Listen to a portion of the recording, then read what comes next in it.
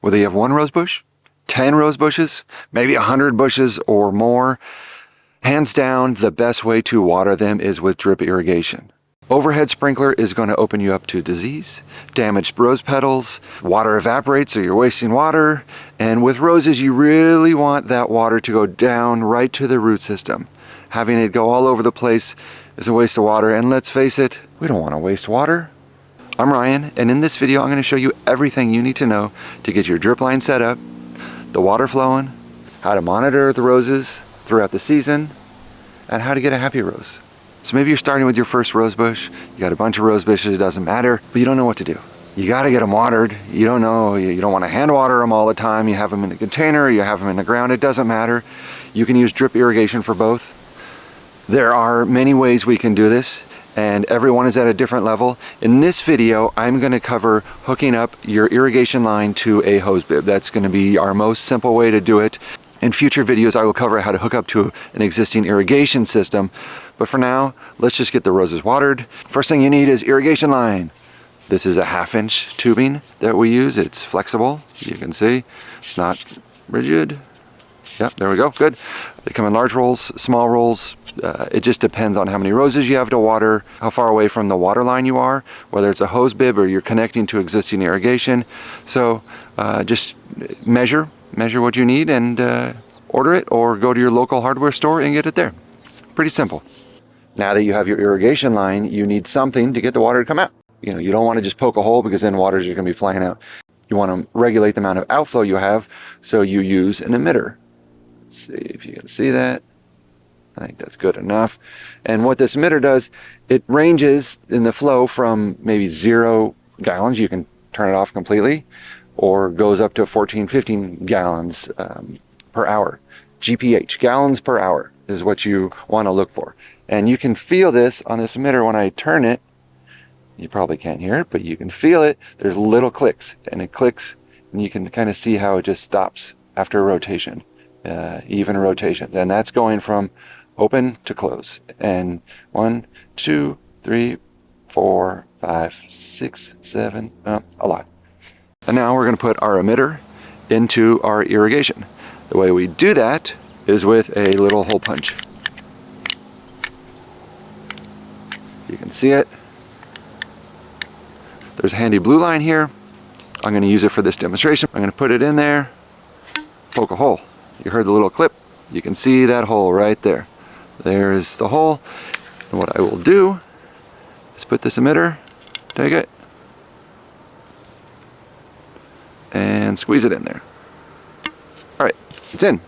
So I have 3 rose bushes here that I'm going to add this drip line to. And when we're laying it out, sometimes this hose doesn't cooperate and go where we want. It's been wound up for a long time, so we're going to help guide it to where we need it to go. And by doing that, we use garden staples. They are 4 or 6 inches long, and they go around the hose and into the ground. So I will take this, and then I'm going to train this hose to where I need it to go. Go around here. I'm going to use these staples in places that I need it to stay. Excuse me. All right. And importantly, get to the end. We're going to use this figure 8.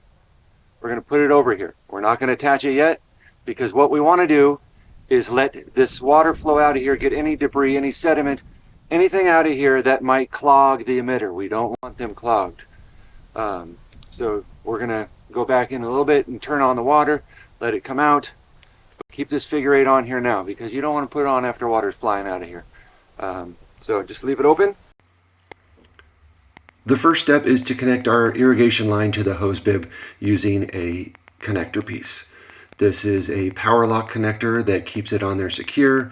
You push the irrigation line into it, you wiggle it in, and then you're going to twist the lock in place. You don't want any debris coming up through here and going in and potentially clogging your emitters. So if you don't have one, you don't have a washer, looks like this.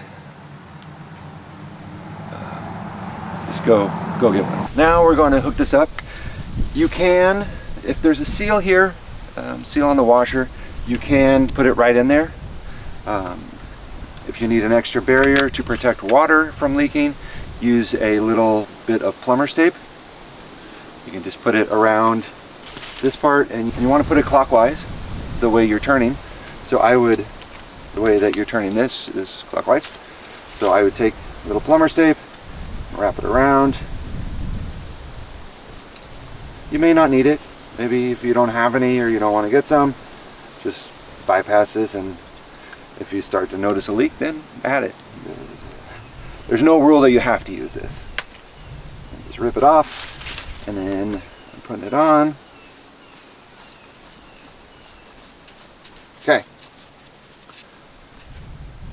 Now, if you're using a timer, you have to turn it on. Unfortunately, you can't just get excited and boop, turn on the water. There's no rule that you actually need one of these. You don't. You can just hook this up to your hose bib. And that's what I will do for this. All right, so now that you have this taped, you can hook it up.